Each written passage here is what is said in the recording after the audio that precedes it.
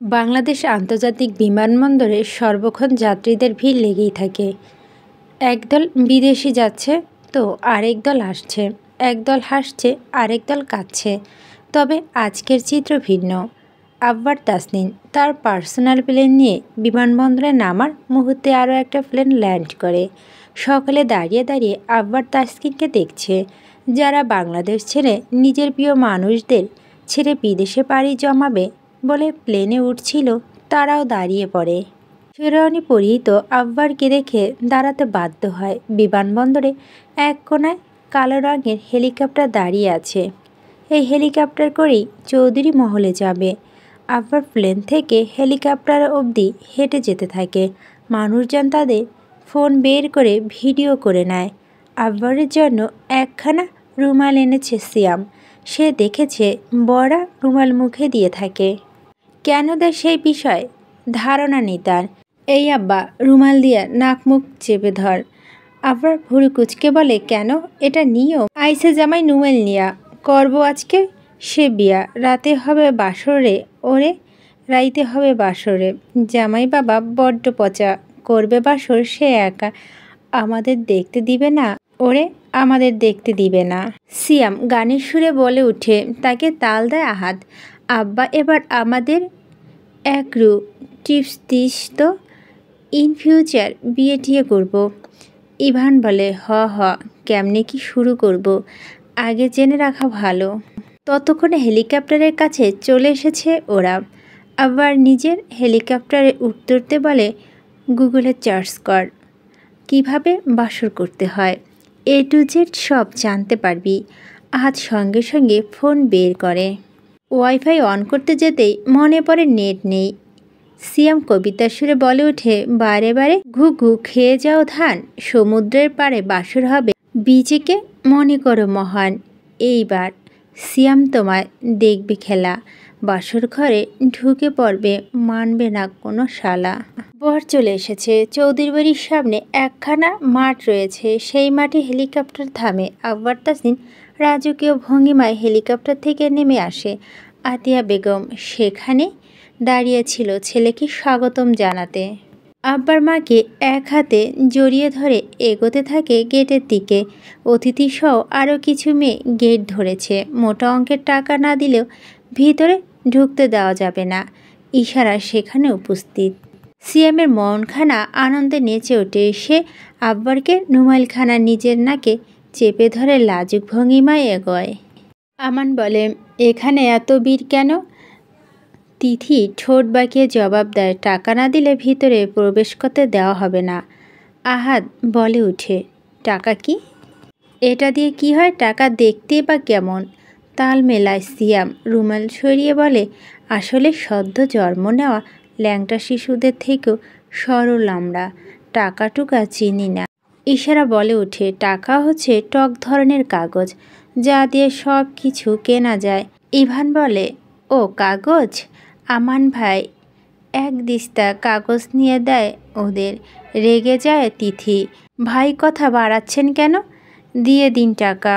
ও টাকা? সুইজারল্যান্ডের টাকাকে চুমু দেয়। ছি, আমি চুমু দিতে পারবো না, এসব দিলে দাঁতে পোকা হয়, মা বলছিল ল্যাংটা কালে। ইশারা নিজের কপাল দুটো থাপ্পড় মারে। তিথি কানে কানে বলে, ওদের কিভাবে বোঝাবো টাকা কি? আহাদ বলে, বোঝানোর কিছু নেই, আমরা চুমু দিব না কিছুতেই। অসহায় সরল সোজা ভোলা ভালা সুন্দর ছেলে দেখেছেন আর চুমু খাওয়ার জন্য উঠে পড়ে লেগেছেন। এই আবার বাংলাদেশ ভালো না, এখানকার মেয়েরা ধর্ষণ করার জন্য হাঁ করে আছে। চল ভাই ফিরে যাই। আবার চোখ পাকিয়ে তাকায় আহাতের দিকে, মানে সে বউ ছাড়া যাবে না। অসহায় সিয়াম কবিতা আবৃত্তি করে, সবাই ভাই খারাপ মানুষ, বউ ছাড়া কিছু বোঝে না। আমি সিয়াম অসহায়, ক্যাবলা সিঙ্গেল, বউ কাকে কয় চিনি না। এভাবে কি জীবন কেটে যাবে? পাবো না বউয়ের দেখা।